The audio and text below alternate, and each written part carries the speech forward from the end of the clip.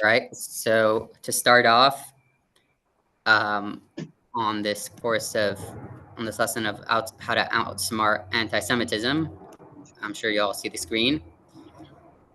I'll be presenting an interview. It's about a 20-minute interview that I have with a friend who is currently positioned in the southern border near Gaza. He's an American volunteer to the Israeli army, volunteered last year, wasn't drafted. He was volunteered, and I asked him if and we had the interview a few days ago because of the time difference. I couldn't bring him live, and I'm gonna ask him a few questions about how to, discuss anti-Semitism here in America as well, besides here in Israel, what the situation is over there. So, if you all hear and see good, please give me a thumbs up when it starts. Let's see.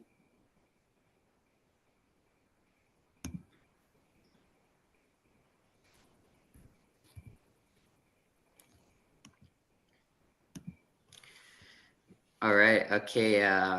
Menachem, thank you for joining us. Of course. I understand. Happy to be here.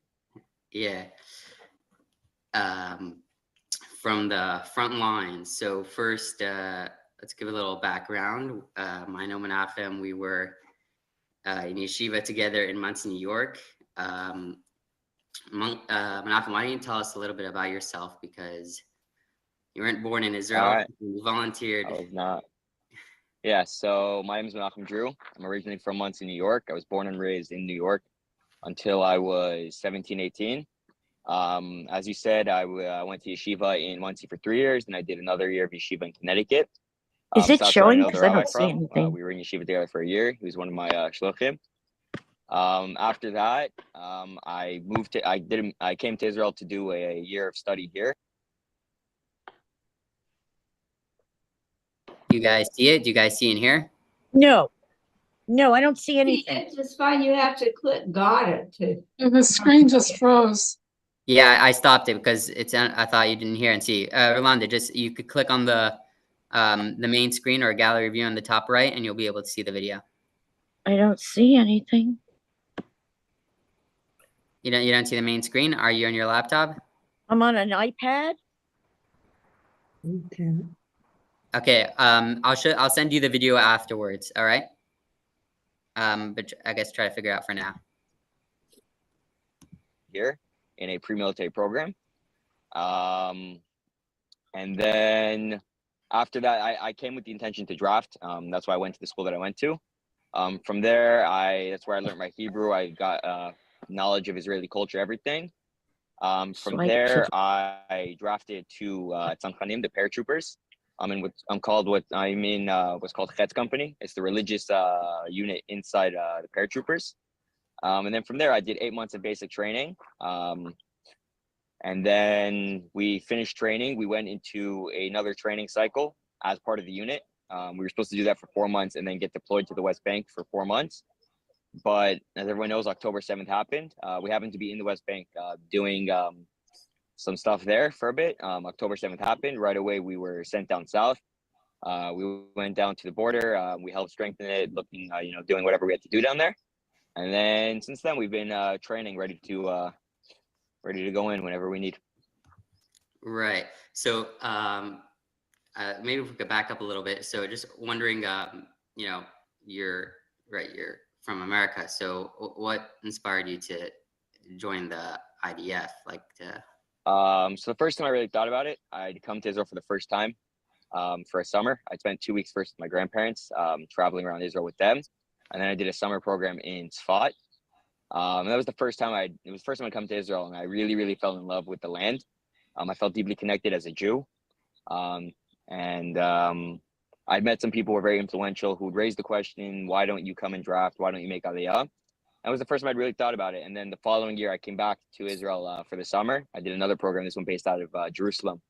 And it was a lot more hands-off. So you were able to walk around the city and explore for yourself. And I really, really fell in love with the country, the people, everything. And I really felt the strong connection. It was around then that I decided, I was, I think, 15 at the time, that I said, there's no way that I can't come back here. And I'm going to draft to that EF. Then I came back and I continued with my studies in New York. But I always I would tell my parents, I'm going to go back, I'm going to draft. I can't wait. Like, it's something I feel I have to do. And then once I felt like the time was right, I came to Israel. I spent the year, like I said, just getting used to the culture and learning Hebrew and everything to make sure that it was really something I'd wanted to do. And that just fortified my decision to draft. I'd also come with the intention that I was going to draft, do my service, and then come back to the United States and, live my life there. And in that year, I really, really fell in love with the land and Israel and everything. And I had made the decision as well to make Aliyah and to live here. Right. So yeah, I would say it's from the first time I ever came from Israel. Wow. So you say you speak fluent Hebrew now? That's part of being in the army. You have to speak Hebrew, fluent Hebrew? Yeah, so we actually have a lot of lone soldiers from all over in my specific unit. I would say out of most of them, I have a more fluent Hebrew because of the time I spent here. So me and my fluent Hebrew, I do have a pretty strong American accent though. But yeah, even if you came without speaking fluent Hebrew to the army, right away you're thrown into the environment where you have to, and you just gain it. Like I have some friends who came with almost no Hebrew, and now they speak fluent Hebrew. And yeah. Right. So how does that feel in regards to I guess your family is further away, or how do you keep in touch, and what do you feel about that? So I try to call them as often as I can, whether it's every day, every other day. It always depends on what's happening, what our schedule's like. Sometimes we'll be out in the field and I won't have my phone for a week. But whenever I can, I try and call them and FaceTime them and, stay in touch and see what's happening with them and let them know what's happening with me. And yeah, so I was able to go home right before the war for a month, which is really nice, and see my family. My family's come and visited me a couple of times. They come for all my ceremonies, which was really meaningful. When I swore into the army, when I finished training, which was always really nice. But yeah, sometimes it gets difficult knowing that your family's far away and you're stuck here, and sometimes it might be difficult in the army, which it's the army, but as a lone soldier, sometimes it's a bit more difficult. You feel a bit left out. But then again, you get reminded of why you came and what you're doing here and why it's important. It helps, and thank God I have a lot of really good friends. I drafted with a bunch of really good friends, and there's a bunch of organizations that really help you, make you feel like you have a family here. So for the most part, you really don't feel like you're missing anything. Right. Okay. So I understand that. So you're saying you just finished training. How long ago did you finish training before this war began? I finished all my combat training about 2.5, 3 months ago. Considered full-fledged soldiers in the unit, but the way the IDF non-wartime is, it's a cycle. So in the infantry unit, you'll do a 4-month training cycle with your wherever 4 months deployment, wherever it can be. You can be in the West Bank, you can be on the Gaza border, the Syrian border, the Lebanese border, wherever it is, and you keep cycling through. You do training and deployment. So the way it fell out for me is I finished my combat training to become a soldier. I then went up to and joined my unit as a combat soldier in the unit, and we went into the training cycle for 4 months. And we had about a month left to that when the war happened. But also, it's very fluid. We were supposed to be doing training, and then they said, okay, for the next month, we're gonna need to put you in the West Bank. We need we just need more people there. So we actually happened to be active duty at the time when the war broke out. So we were able to respond very quickly. Yeah. And you mentioned that you're a paratrooper also. That's higher training, and that's Yeah, so there's 5 basic infantry units in the army, paratroopers being one of them. But besides first being considered a basic infantry unit, we have, what's different for us is we have a tryout before you drop to the paratroopers. You have to do a physical tryout, and you have to do an interview to get accepted, which gives it a bit more of I wouldn't say elite status, but it separates us from the rest. And a lot of people, there's the consensus that our training is slightly harder. We do more, and we specialize in a couple more things. So it definitely is a bit more than just regular infantry. Right. So you are the friends that you're with now in the IDF. So they're in your unit. You're still in touch with them, or how does it work with the friends that you originally enlisted with, or you make new friends? So I originally drafted with six lone soldiers as well. One of them went to a separate course. He went to go become a sergeant in the IDF, so he's no longer in my unit. The rest of us were all still together. And then obviously I have all the friends that I made afterwards, all the Israelis that I drafted with and then got to know throughout training. And then the rest of my friends that we drafted around the same time, we all ended up in different places in the army. We'd see each other on like Shabbatot or whatever it was, or we'll like send messages from time to time and just try to stay in touch as much as possible. Right. Okay. That's good to hear. So I guess now coming to the current situation with this war, which no one wanted, but how are you feeling with this whole war, especially being a lone soldier? Well, I guess with all the support you have, what's you feeling so far with the whole war? And like, did you know enlisting that maybe, a war is always possible? And, how do you feel now that you're part of the army and there's a serious war going on, So obviously when I drafted, I'd never really thought that there would be a war. Every couple of years there is a war in Israel. Unfortunately, the Lebanese war and Gaza and everything, but it was never at the front of my mind that I would be in the army at the time that there was a war. I thought I'd do a year and a half in the army, maybe be in the West Bank for a couple of months, and that's it. I would have done my service and moved on with my life. I never thought that I would be here while there was a war. But now that it happened, I really do feel like I have the school to take part in this war, do my part to defend my country. And with regards to the war in general, obviously, none of us had ever wanted this war. But now that what happened on October 7th happened, it's now our turn to finish it. And the morale here is very high. Like I said, for myself, my unit, my friends, everybody. First couple of days, it was very low. We were seeing the news and seeing everything that happened. We're talking to friends who were involved. And it was horrible, like what we were hearing and seeing. But once we started getting training, getting ready, and we sat down, we spoke with each other, we realized that this is a schut for us, that we have the special privilege to take part in this, and to go defend our country. So morale's very high, and everybody's very willing and ready to do whatever it is that we're sent to go do. So is there anything you guys are doing to like keep the moral high? Like I see some videos of like, concerts or different things that are going on. Is that happening by you or? Yeah. So I think it was last week, maybe we had a Omar Adam concert. Whoever knows that is, he's a very, very popular Israeli artist.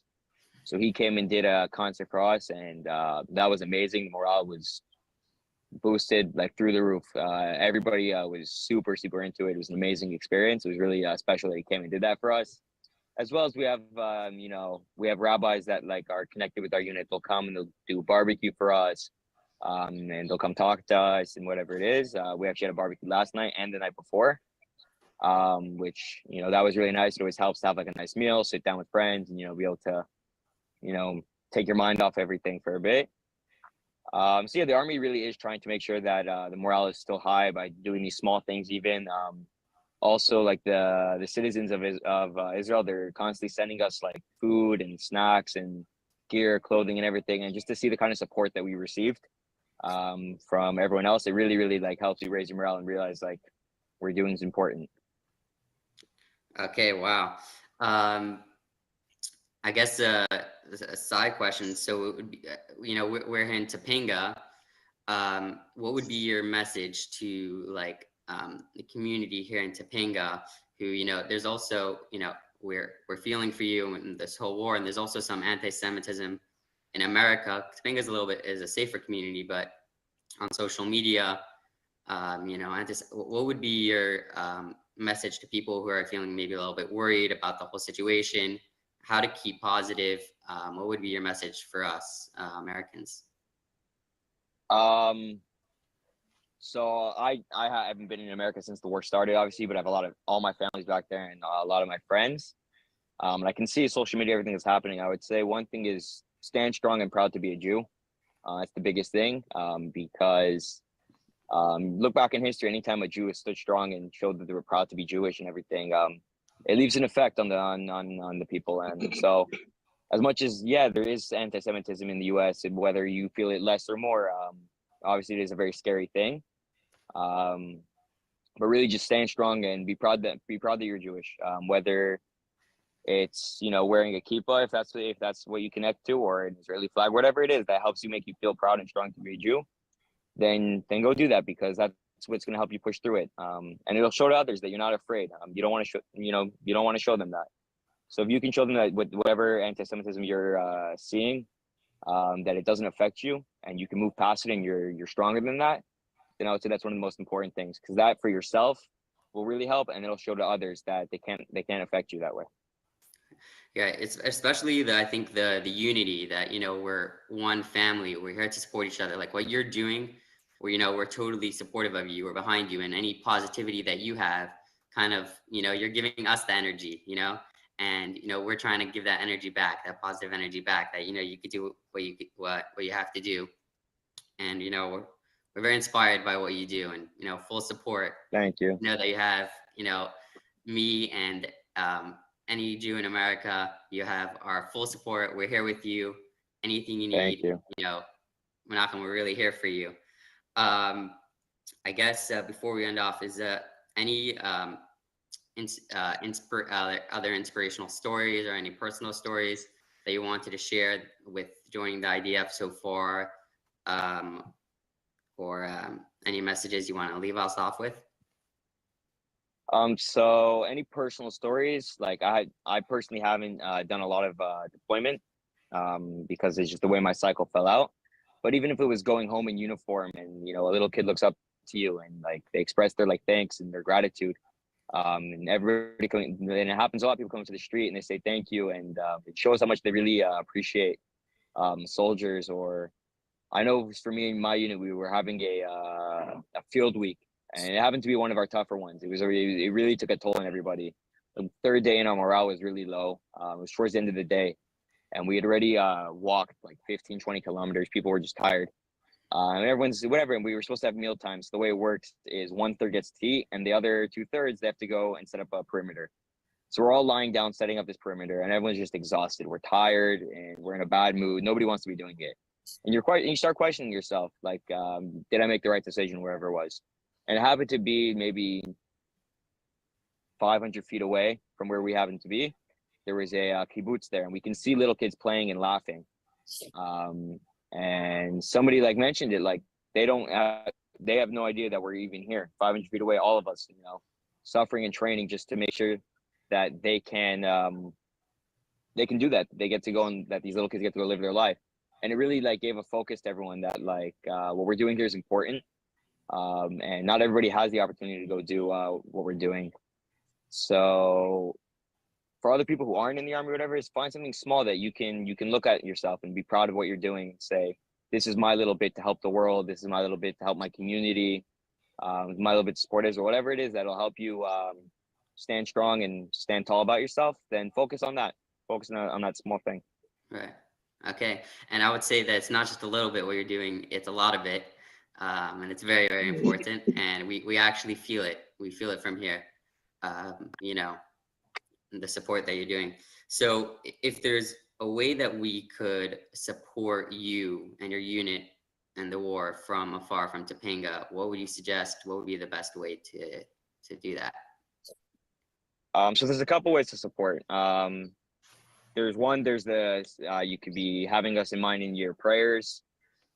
Sending letters to soldiers is a big thing. I know we all love getting letters from people saying, showing their support. So that's one way. Or if you were looking for more physical way of supporting soldiers financially, like units financially with gear, thank God my unit, we thank God got taken care of with everything we need. But there's other units that don't have all the gear they need, and it can really take a toll on them. So I would say if that's one way that you want to help, look into finding ways to financially support soldiers to get the gear they need, whether it's winter gear or it could be whatever it is that they're missing and needing. That could really change a soldier's life. Really help us. Okay, and we'll have you all in mind in our prayers, and we're here with you. All right. I think we lost him.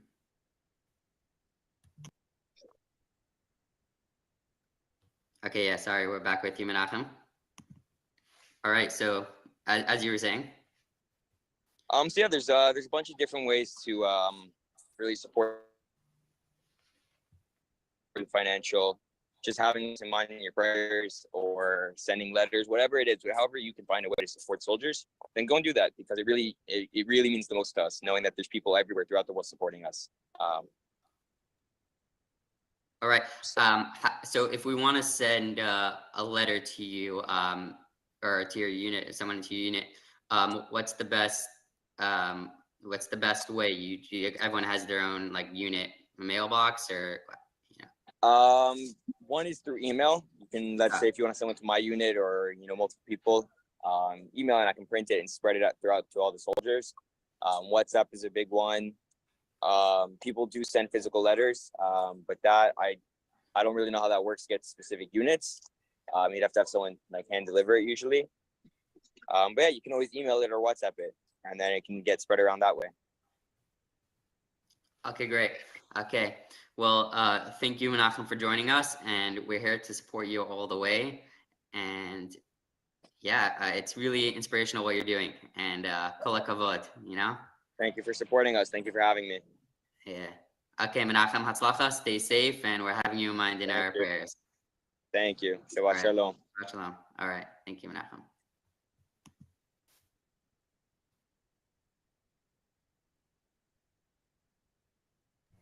All right. So if you want to send an email to him, I put in the chat box. You click on the chat on the bottom, and I put Menachem's email in there, which he sent to me to send to all of you. menachemdrew16@gmail.com, and send an email to him or to his unit to show love and support, for defending the country and doing what he's doing. So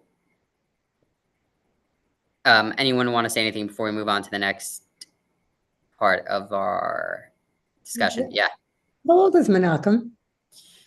Probably around 19, 20.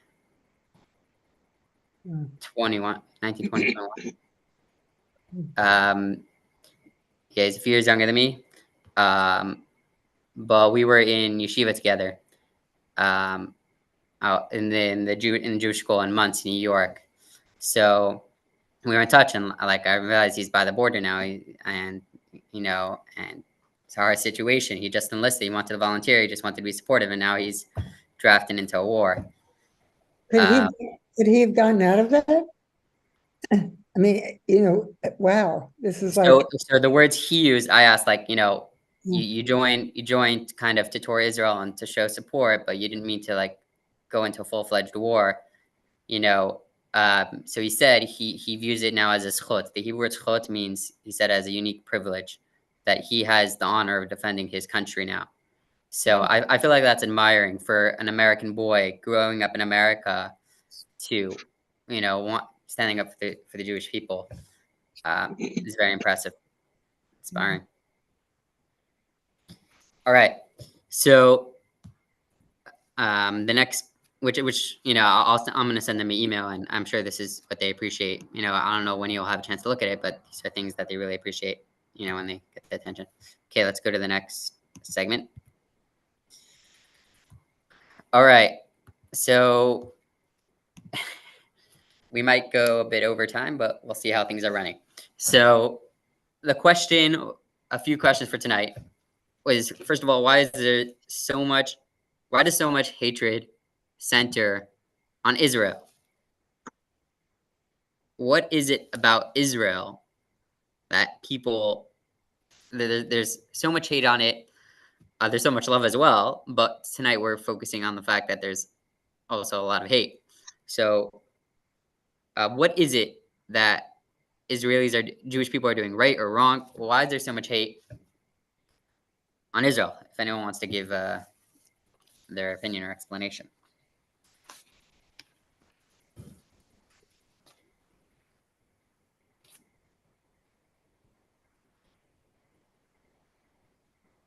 Well, all right.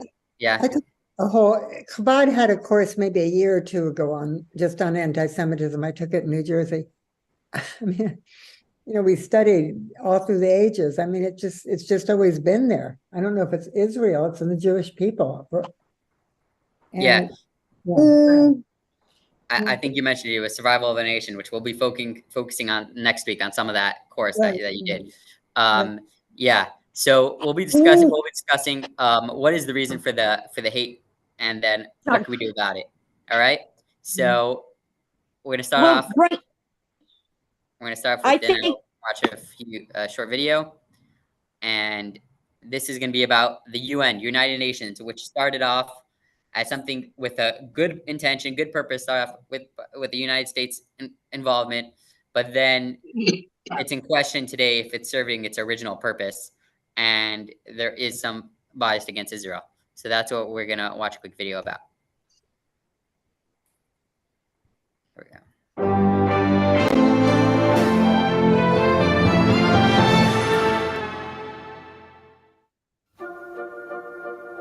On the eastern shore of Manhattan Island, the United Nations headquarters rises from a row of colored flags that represent a multitude of nations.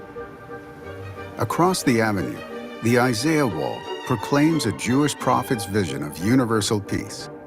They shall beat their swords into plowshares, and their spears into pruning hooks.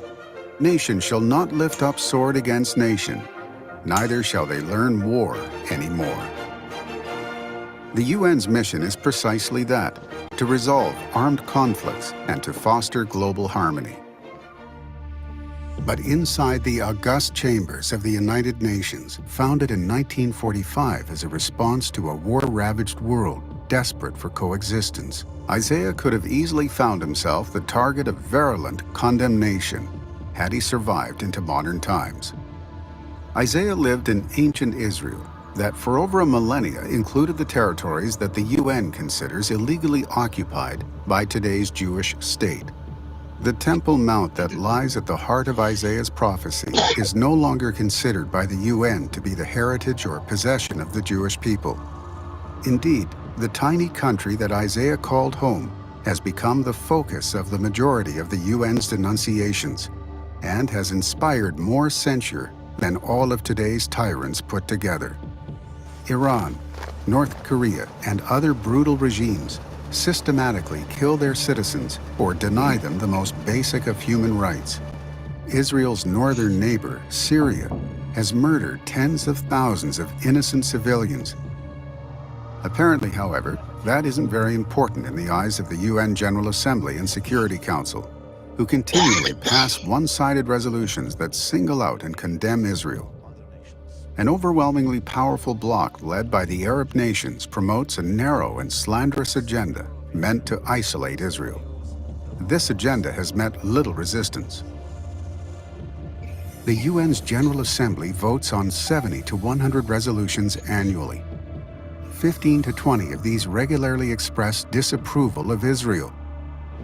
From 2016 until 2020, the Assembly adopted 122 resolutions criticizing various countries. 91 of these targeted Israel. That's 75% of all country-specific resolutions. And while 3/4 of this global forum's written rage lambastes the Jewish state, precious few of the most repressive or blood-soaked regimes on earth have received even a single rebuke. Emergency special sessions of the Assembly are rare. During the last 40 years, they've been convened for one purpose only: to condemn Israel. The Assembly's embrace of a terrorist entity has been equally astounding. In October 1974, 14 years before the Palestinian Liberation Organization even nominally forswore terrorism, the Assembly voted to invite a PLO spokesman to take part in its deliberations. This was the first time that anyone who was neither a government representative nor a head of a quasi-state was granted such a privilege. The following year, the Assembly awarded the PLO permanent representative status. A few months later, the UN infamously approved Resolution 3379, branding Zionism as a form of racism. At the time, Israel's UN ambassador, Chaim Herzog, told his fellow delegates that Hitler would have felt at home listening to the UN debate on the measure. For us, the Jewish people, this is no more than a piece of paper, and we shall treat it as such. Since the 1993 Oslo Accords, hundreds of Israelis have been killed and thousands injured by Palestinian terror attacks. During the same period, the UN passed dozens of resolutions deploring Israel, but not one against the terror attacks. Since the 2006 creation of the UN's Human Rights Council, most of the world's human rights abusers have suffered nary a mild rebuke. Israel, on the other hand, is chastised as often as all of the rest of the countries combined, and in terms more condemnatory. At the Council's every meeting, a topic billed as, quote, human rights situation in Palestine and other occupied Arab territories is raised as a separate agenda item, while the remaining totality of mankind constitutes a single other point on the agenda. From 2006 to May 2021, Israel was condemned in no less than 94 Human Rights Council resolutions. During the same period, Syria was condemned 36 times, North Korea 14 times, and China has been spared condemnation altogether. Even within the walls of the UN, the absurdity of its anti-Israel bias is fleetingly, partially acknowledged. In September 2006, UN Secretary General Kofi Annan conceded. Supporters of Israel feel that it is harshly judged by standards that are not applied to its enemies. And too often this is true, particularly in some UN bodies. In August 2013, UN Secretary General Ban Ki-moon reflected on Israel's treatment at the UN. There are some bias against Israeli people and government. In December 2016, he told the UN Security Council, A disproportionate volume of resolutions, reports, and conferences criticizing Israel. One of the more telling comments came inadvertently in November 2013, when a UN interpreter failed to silence her microphone as she addressed her colleague. I mean, I think when you have 5 statements, not 5, like a total of 10 resolutions on Israel and Palestine, there's got to be something. C'est un peu trop, no? I mean, I know it's yes, it's right, but it's not the. There's other really bad happening. Nobody says anything about the other stuff. Apologies. Okay, I understand there was a problem with interpretation. Israel is not larger than 8,019 square miles in total. It is the Middle East's only functioning democracy and champion of human rights. It is a world provider of humanitarian disaster relief and medical, agricultural, ecological, scientific, technological, and security innovations.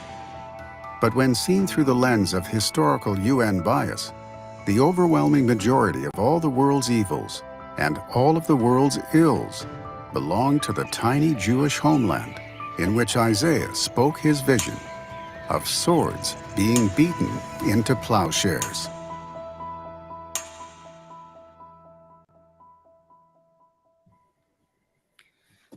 All right, so that was just a short overview of the UN, how it started off as peaceful and then it became a little bit of bias against Israel. And it's not just in the UN, but you see there's bias against Israel and the Jewish people a lot on the social media.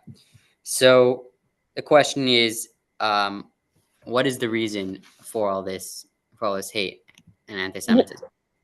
So one way to explain, the best way to explain it would be that anti-Semitism is like a mutating virus because it's not one thing.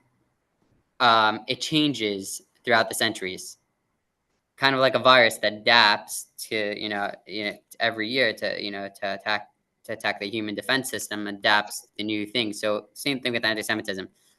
In the early Common Era, Middle Ages,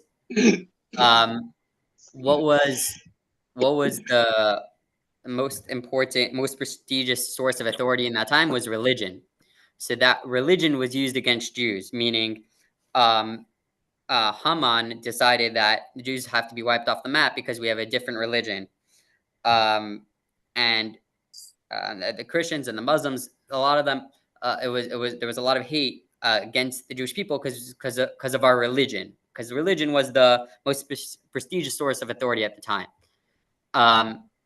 Then what happened is you have in the 19th century, science became more the focus. So science was used against Jews. Like we know the Nazis, the reason why they wanted to get rid of the Jews was because they believe we're the inferior race. We're not like the Aryan race. And therefore, according to social Darwinism, which is a theory that the stronger beat the weaker. So that scientific model was that, Jews have to be erased from the map. And then now what's happening in the late 20th century is what is the most prestigious thing to respect nowadays is human rights. So human rights is being used against Jewish people that were oppressors and we're not treating people correctly. So we see it's not one thing. It's whatever is the thing to talk about. That is what Israel is doing wrong. Now, which goes to show that when something's changing as it goes along, it already shows that the issue isn't the people. The issue is the anti-Semitism, because it can't be everything is going wrong. And whatever it is at that moment, that's exactly, what the Jews are doing wrong. But a question which we have to address, which is a real question, in order to respond to any anti-Semitism that is out there, is how can we differentiate between legitimate criticism of Israel and its policies and what they're doing, and criticism that is motivated by anti-Semitism, right? Meaning, what if Israel is actually not acting with human rights and they're attacking civilians and they're oppressing? How do I know that it's anti-Semitism and they're just blaming us for things? Or how do I know that it's actually real and the government has changed their policies? How do I know it's real? Everyone in the social media is blasting me different messages. So what do I believe? What's real? So the answer that I would like to suggest, how to differentiate, is not my answer. Is going to be the answer that is actually provided by Natan Sharansky, that is called the 3D test. And this is pretty much taken into policy in America, any Western-like civilization, democracy country. The 3D test is used to decide, is this coming from anti-Semitism or is this a real issue which we should consider? All right. And if you apply the 3D test to today and everything that you see on the internet, anything that comes your way, you'll be able to know, is this a real point that they're saying, or is this anti-Semitic? All right. Here's the 3D test. Pretty simple.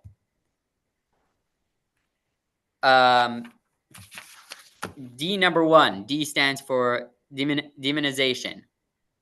All right. Which means that you're taking things out of proportion. For example, calling Israel Nazis, right? Or calling Palestinian refugee camps Auschwitz, right? So one thing is saying, okay, they're not being treated well, and let's examine, are they not being treated well, or is Israel doing something that they shouldn't be doing? But once you're taking something to the extreme, right? Israel can't be Nazis, or providing a camp can't be Auschwitz. Taking things to the extreme, that is coming from a position of anti-Semitism. Even if what you're saying is correct, like let's say someone goes ahead and says, the Israel IDF, they're also they're also hitting some civilians, and therefore they're Nazis. So those two things, even if if they're bombs hitting civilians, which may be correct, but that's not for discussion if they're going ahead and saying, and therefore they're Nazis, therefore they're doing genocide. Once someone's taking it to the extreme, their position is coming from a position of anti-Semitism, and therefore their whole claim doesn't matter anymore. I'll tell you why, because even if you answer their claim, they're going to come up with something else, because it's coming from a position of anti-Semitism. We have to address the position they're taking, not the actual claim that they're presenting, if that makes sense. All right? If they come ahead and say, Israel is committing genocide, if you're going to argue with that, there's no point, because they're coming from a perspective of anti-Semitism. You have to address the anti-Semitism, not the claim that they're saying. All right. That's D number one. D number two is called double standards, which we saw a lot was in the UN, that Israel, for example, is the worst at treating human rights to other people that are living in Israel. Maybe that's correct. Maybe it's not correct. But before we even get into the discussion, is it correct or not correct, is why is not China, Iran, Cuba, and Syria, and any other country being, addressed for their lack of human rights situation that is going on, right? If there's double standards, even if the claim is correct, it doesn't matter whether the claim is correct or not. The point over here is how to identify anti-Semitism. Is they're coming from a perspective, an anti-Semitic perspective, if they're just applying it to Israel and not applying it anywhere else, right? And also, another point here is in regards to the settlements in the West Bank, which I'm sure you hear a lot, that it's occupied and the Israelis shouldn't be there. Whether they should be there, whether they should not be there, the fact that the only country in the world that the UN decided that settlements is an issue was Israel, even though we know across the world there's very similar situations which are happening. I have a map I could show you of countries that are unoccupied and they're going and taking settlements of another country, and their citizens are living in another country, which is not right. But there's the fact that it's a double standard, and the only country in the entire world that's being blamed for settlements is Israel. That shows that the position that someone coming is a position of anti-Semitism. That's what has to be addressed, not the claim that they're saying of settlements. All right. So it has nothing to do with, we have to address the core issue, not the claim. For example, in 2015, Matisyahu, I don't know if you've heard of him, is a big singer. He went ahead and he was invited to international music festival in Spain, and then he was told he can't come unless he announces that Israel is committing war crimes. All right. Now, none of the other singers were giving any conditions to come and sing, only him.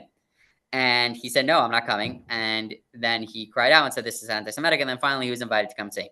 So whether you believe it's war crimes or not is not for discussion if you're committing a double standard, which means you're only attacking one person. All right. So they're coming from a position of anti-Semitism. The last one is delegitimization, saying that Israel does not have a right to existence. All right. If you're saying that someone does not have a right to live, to exist, then that's clearly anti-Semitic, no matter what claim or what cheer or how reasonable you sound. It doesn't matter, because we know you're coming from a point of anti-Semitism, because everyone has a right to exist, and that's anti-Semitic all across the board. So these are the three things. Mark them down: demonization, double standards, delegitimization. If you see someone's coming with that background to their claim, then you should not be addressing their claim. You should be addressing the fact that this is anti-Semitism. All right. How to deal with the claims will be for another point. Right now we're focusing on the next week. Right now we're focusing on the anti-Semitism.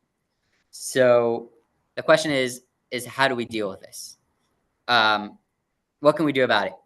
So first of all, we should support organizations that help advance Israel's interests, both politically, economically, whatever you could do.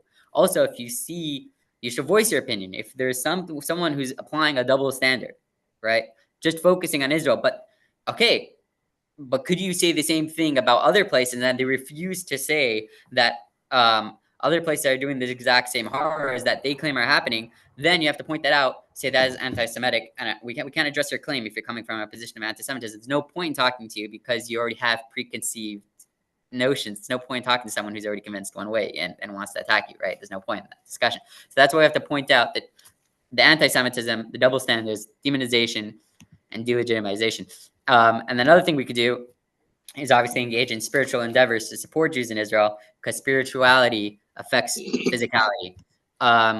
And that's what we got to do to combat anti-Semitism. And don't let it overcome you. Don't get lost in the claims. If you see on social media these claims, right, and you're just annoyed at the claims, if you realize where it's coming from, a position of anti-Semitism, you realize that's why they're taking on these claims, which seemingly, look, even if you send them all the proofs against them, they won't take it because they're coming from a position of anti-Semitism. All right, anyway, I don't want to say anything. Yeah, well, can Reform Jewish organizations be considered anti-Semitic?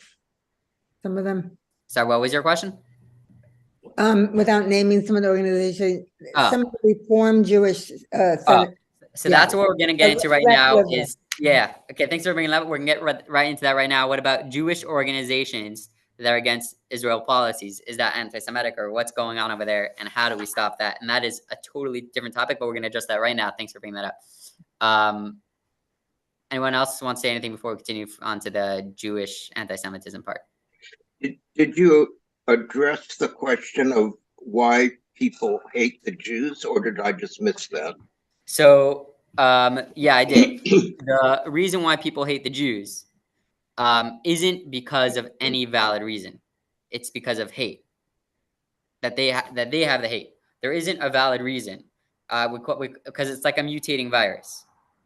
But why is that hatred projected onto Jews? You know, why not on some other group?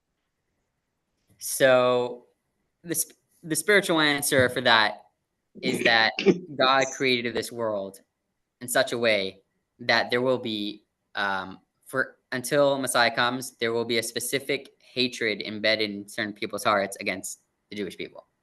That is the spiritual answer. The maybe more natural answer, which people will say, is that some people are more racist against a certain nation. Well, what about the land grab thing? I mean, there are a lot of people who just, the excessive land grab in the West Bank and stuff like that. I mean, they see that, and that feeds then the anti-Semitism and nurtures it right now. They see that, they see, the innocent people in Gaza, and then it just feeds more anti-Semitism. Right. I think anti-Semitism it's already a preconceived notion, like we're saying so far. There isn't a valid reason that they're coming with, because if they had a valid reason, they would apply. Then why are you not applying it to other people? They're only applying it to Israel. So it's a preconceived notions that these people already have a hate against Israel, and they're looking for an excuse to bring it out. So the second there's any type of civilian casualty, which I'm not saying it's right that there shouldn't be that civilian casualty, right? I'm not saying that's good, but the second they use it out to bring out their preconceived anti-Semitism. So it's not that Israel is doing anything to encourage anti-Semitism. It's that just haters are going to try to use any excuse to bring it out. I'm not defending anything Israel is doing right now. I'm just pointing out what is anti-Semitism and how you see it, how it flourishes, and how we have to. The first thing is to acknowledge it, more clarity. What is it? Recognize it, and then once we recognize the issue, we can address it. But what if Israel, what they're doing is right or wrong is another discussion. But it's part of it. It can't be taken out of the mix these days. That's all people see. They don't have much of a vision of a bigger breadth of time in. They don't even have patience for the Holocaust. Right. Oh well, whatever. So if it was one thing that the Jews were doing that, that's what caused anti-Semitism, I would be right. You know what? Jews should stop doing that one thing. But everything throughout the generations, whatever the Jews did, there was always something wrong. Either the Jews, were too many or too few, or they were too rich or too poor. And whatever you go, they have their own state or they don't have their own state. Throughout the generations, you pretty much see that there's no option for us to do of what to do because the hate is there, and therefore, blaming Israel for the anti-Semitism, I don't think is the right way to go. If you want to discuss if Israel is doing it right or wrong, that is a fair discussion and it must be had, but it should be made separate from anti-Semitism, because anti-Semitism is taking something that is either right or wrong and taking it to the extreme, and not coming to it with a common sense approach that, is this right or wrong? Should we, if it's wrong, let's fix it, which is the right way to going about it. kind of like, you know, a teacher in a class. You know, if a kid comes up and asks a question on the topic, okay, it's a good question. Let's find the answer. You have a good question. If you stump the teacher has to do research. But if a kid is making trouble, you don't start answering to the kid, because then the kid already won you, right? There's no point in that discussion. So it depends what they're coming from. And if someone's coming with a valid, open-minded approach, that's good. That's a healthy thing to do. If someone's coming with you know, as long as they're going to apply it everywhere and not take it out of proportion, that's a good thing to do. If I answered your question, if I didn't answer your question, we could continue later. I'm happy to always discuss. All right. So let's get to the next part, which is what happens when the Jews join anti-Semitic propaganda. Okay, let's see what happens over here. When Jews join. So what happens is when Jews join forces with haters, it actually gives the haters legitimacy and strength. Why? Because now the anti-Semites could say, what I'm saying can't be anti-Semitic because I have Jews on my side claiming what I'm claiming. So obviously my claim must be valid and it can't be anti-Semitic because Jews are saying what I'm saying. And if it was anti-Semitic, why would a Jew say it against themselves? A Jew can't be an anti-Semite. Which that just gets everything lost and complicated, and it's hard to answer that. So what do we say? What do we do? So to discuss this, we are going to have to take a different approach, right? To go ahead and say everything we said till now, say the 3D test on the Jews, right? It's very hard to win over someone, say, oh, I could prove you right now you're coming with anti-Semitism if they are a Jew. Even if you could prove it with a 3D test, it almost doesn't make sense to say. Like, how could a Jew hate himself, right? You know, if we can just go back to the previous slide. Okay. I mean, you don't actually have to, but okay. Yeah, okay. So a really common way of giving people taking legitimacy of their position is some of my best friends are Jews. And they're taking the position. Yeah, it legitimizes the anti-Semitism by saying I'm not anti-Semitic. Some of my best friends are Jews. My attorney is Jewish. My CPA is Jewish. Right. My lawyer is Jewish. My doctor is Jewish. I think this slide's more insidious. This slide's referring to, for example, if you've been watching on Instagram, the young people that are at our major universities, Harvard, University of Pennsylvania, et cetera, that are, excuse me, Jim, please keep it down, my husband. Many of these young people probably are Jewish and marching along with causes such as colonization and, you know, all these other words today, apartheid and things that don't really apply.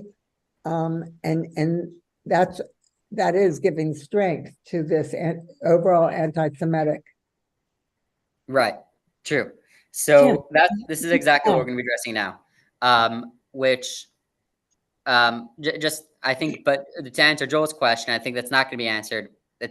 Joel, your question is a slightly different question because you're talking about, you know, someone who's saying that, you know, my friends are Jewish. So the answer to that is someone could be, it's not necessarily anti-Semitic, but they're anti-Israel. All right. It could be coming from a different position.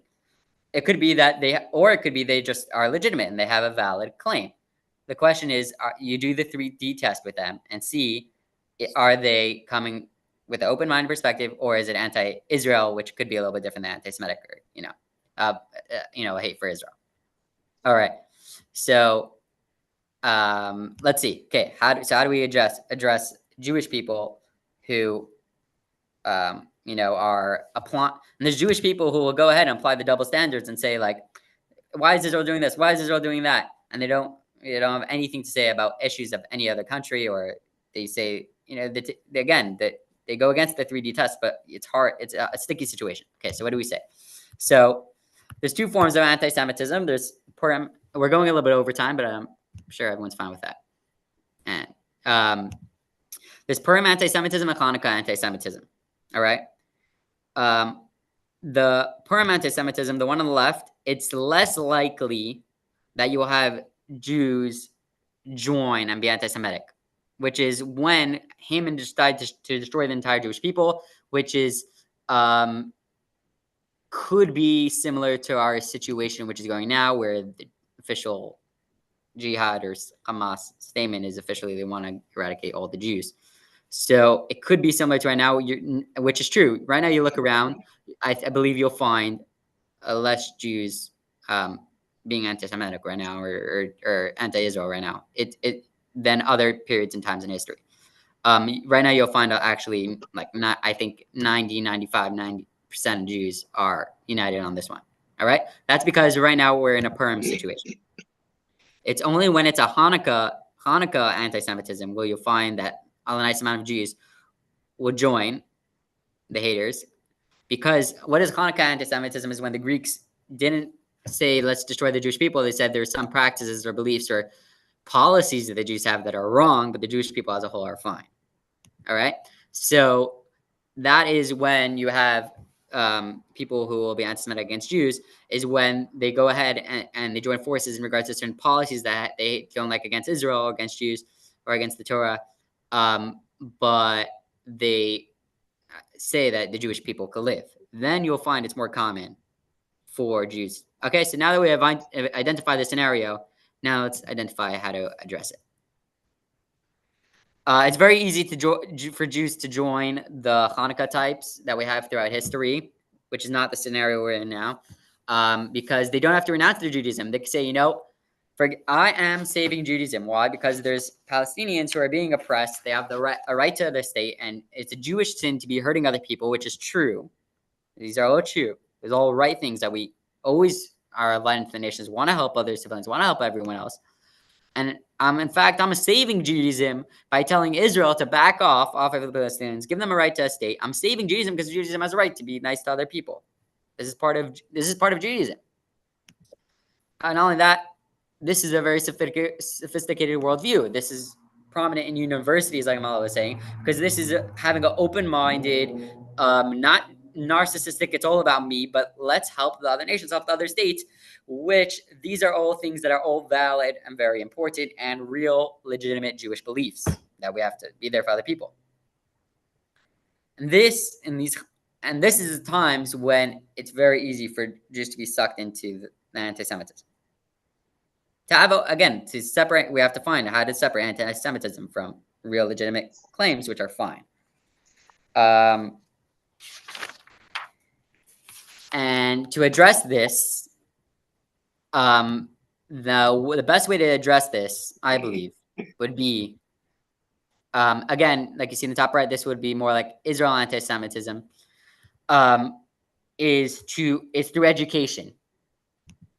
If the Jewish people as a whole, or this applies to anyone should be educated in this type of way, would understand what is the Jewish claim to the land of Israel and had a very good understanding in that, in a real way, I think it would, cure the issue before it arises later on, and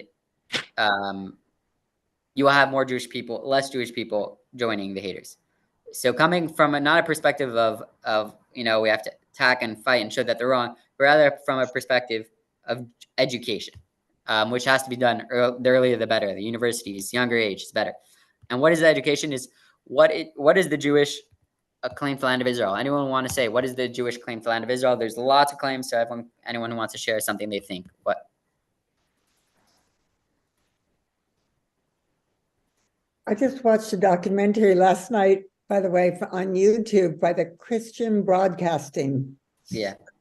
Which was fabulous, that looked at just this. And I don't remember the numbers, but they counted the number of times Israel and the land of Israel is in the Torah.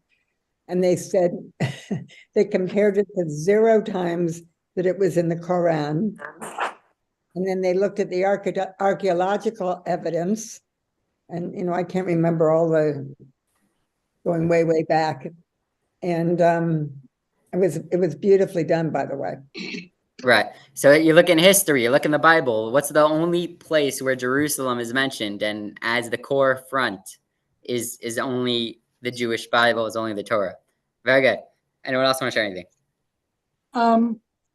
Yeah, I guess as the only Christian here in this discussion, as we discover and study the Old Testament, it's like Mala said, it's way back. I mean, it just starts at the very beginning of creation, and Israel was a lot bigger when Abraham. God was talking to Abraham and he gave him all the land. But that's been chiseled away. I just I don't feel any separation because I call myself a Christian, but I have such a great respect for the Jewish religion and perspectives, and I think there's a coming together there that I think we need to. You would love watching the Christian Broadcast Network. I would, I would like to see that. It's go. Can you get on YouTube? Do you know how to do it? What was it called again? Do you know how to go on YouTube? Yeah. Okay, and then it's called CBN, Christian Broadcasting Network, and then you can look through, and they have the most beautiful documentaries. We watched the one last night. What is the Jewish claim to the land of Israel? And it was beautifully done. Wow. And by the way, their reporters were so disgusted with the other news. The reporters are among the most fair in following what's going on a daily basis. I can't believe this is what we're watching now. Right. I think we're together on this, Jews, Christians, because we have one common enemy, and this is evil versus good. This isn't battle of land or whatever it is. So that's why it's one common enemy. We have to be together on this. So we're going to go through all the claims. So Mala mentioned that his history. We're going to go through all the three most common arguments for the Jewish right to Israel. First of all would be one is international law, which this is known as that after the defeat in World War I of the Ottoman Empire, they were the ones who controlled Israel. After they were dissolved, the British decided in 1917 to give Israel to the Jews. That was backed by the League of Nations. And then in 1947, the UN actually agreed to split it in two, to give Israel a state and to give the Arabs a state in Israel. And they divided in two. And this is under international law. This is agreed under all legal methods that Jewish people have a right to Israel. All right. So that's one common thing. Next would be Jewish survival. You could say that the Jews Israel is necessary for Jewish survival. Why? Because we were pushed around for 2,000 years, and we were harassed, we were beaten wherever we went, and as long as we were under the control of other nations, other people, we were under threat of our existence. So the only way it makes sense for Jewish people to survive is if we have our own country where we control the rules. Otherwise, we saw for 2,000 years that it did not work, and we were just oppressed and beaten. All right, so you must, in order for the Jewish people to survive, you must have Israel. All right, and that's a very fair claim. Next is that, like Amal was saying, is history. You look through all archaeological evidence. Jews were there. It was our homeland for 3,000 years. Jews were there for centuries. That's where both temples were. And in fact, Jews were always there. There was never a point where it was less than a few thousand Jews there. There was always, throughout history, Jews were always there, and we always pray that we're going to return back to the land. So all of these three, especially when you have all of these three arguments combined, it's under law, it's needed for Jewish survival. We actually were there, I guess first, and we were there for lots of years. We never really left.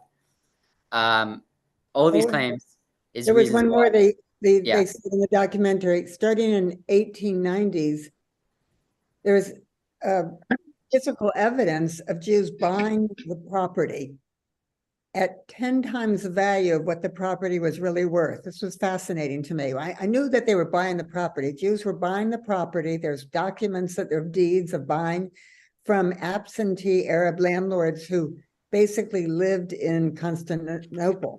So they have evidence. And then what they said in this documentary was that they were actually buying it 10 times what it was actually worth.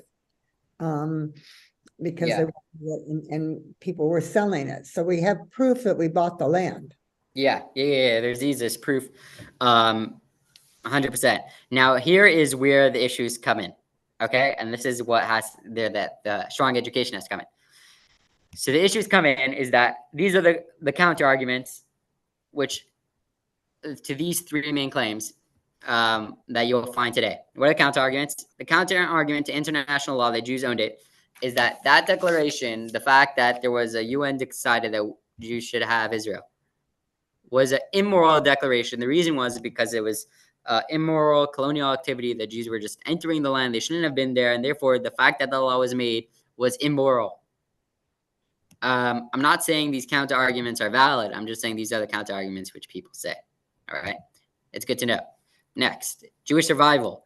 The answer to Jewish survival, we need a country to be in. Well, why do you need to be in Israel? You just need a country. Jews need a country to exist and be under their own rulership. Why does it have to be Israel? It could be another country. In fact, there was different points in history where they were trying to figure out, could there be another country where the Jews could just have that country to themselves and just not be Israel. All right. I'm not saying these are good claims. I'm just saying these are the claims that are made. Next, history that we were there for thousands of years. The argument would be that doesn't generate eternal right to the land just because you were there first. The way with conquering works, it's different than stealing. If I steal something for you, I have to return it. When someone conquers the land, the new people who come there, they have the right to the land. For example, New York, no one's going to come and say that the Dutch have the right to New York and they could just come and take New York back from America. It's now America, and that's just what it is. So that's how it works with conquering land. Just because we were there first doesn't mean we have eternal right. Not saying these claims are valid, just these are the counter arguments that are brought, and it's good to know them. So now, what's very important is to educate about these rights. But again, these issues might come up in the education system. So therefore, I'm going to take a deeper educative perspective that I believe if this is taught, this is shared, especially at a young age, this is what will help Jews from joining the haters. All right? And what is that? That education would be called spiritual Jewish education. Right? This is not just about history, everything about it is important, to teach the history, to teach international, all these things are important, but there should be a spiritual element. And that is what will cause people to see in the right direction.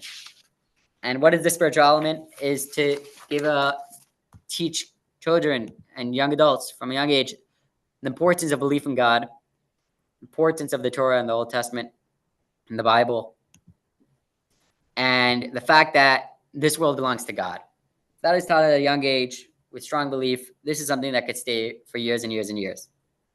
And when we look in the Bible, we see that God decided to give Jewish people the land of Israel as an eternal gift. And I'll read to you, this is in Genesis 13, chapter 13, verse 14.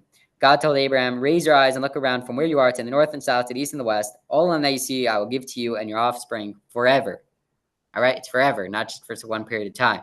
And that's referring to the land of Israel. So if people are taught that perspective, the perspective of faith, and they grow up in a nurturing environment that nurtures faith, nurtures belief, nurtures following God's ways, that and belief in that will nurture the belief that Israel is an eternal gift to the Jews, and that will nurture that any arguments or counter arguments that will come up in their lifetime, they'll be much less likely to join because of a strong belief. It's not necessarily coming from a rational point of view. It's coming from a spiritual point of view, which is much deeper. So we're changing the person, not necessarily changing their mind, but by changing the person, you then change their mind. And then the rationalities also click and the logic also makes sense. So this is brick number one. We teach the next generation that the Torah and God are exciting. They're relevant. They're meaningful in our life. This is something we should focus on. That leads to Israel education, that it's an eternal gift for us. And that will increase in less anti-Israel activity by Jews from a perspective of education. It's not a quick fix. It's not I tell someone this and it works. It's a journey, and it's something that we all could take part in. So basically what I'm leaving you off all with today would be the question we'd ask ourselves is, how do we impart to the next generation a stronger belief in God, a stronger belief in Israel? And that would be in regards to the Jews. And then in regards to any anti-Semitic comments we see on social media or around the world, the question is, what can I do to counteract the anti-Semitism, not by counteracting their claims, but by counteracting the fact that there's anti-Semitism in the world? What can I do to support Israel's interests? What can I do to support the IDF? What can I do to point out anti-Semitism, that it's wrong? So that's pretty much it for today. And if anyone has any questions or something I didn't address, any comments, please share. Yeah, Joel? So let's say we encounter somebody and they pass the 3D test. Yeah. And what you were saying earlier is that you can't reason with an unreasonable person, and that their 3D arguments, it's pointless to confront those because underlying that is hatred. Yeah. So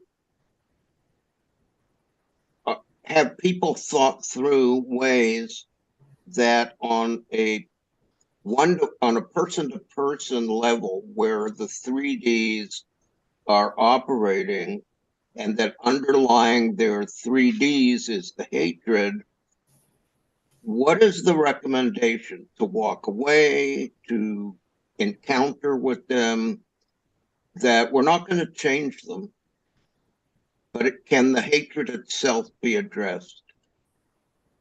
That's a good question.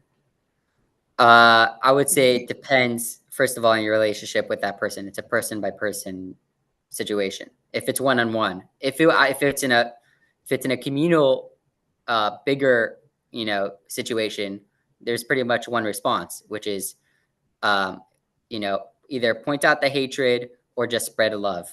One of those two. If it's point out the hatred, or if it wouldn't be dangerous for you and you would be safe with pointing out the hatred, then you should point out the hatred. If it's in a position where it will cause them to hate you specifically, go after you, and cause you not to be safe, then you should just focus on you being proud of who you are and send messages of love.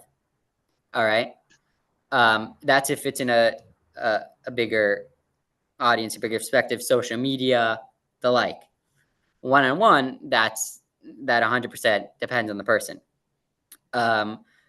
So if you have a relationship where the person could be, you could work with them and they respect you, and you could point out that maybe they didn't know about the 3D test, and maybe they could be self-aware of their own anti-Semitic comments. If pointing out the issue could start their healing process, right?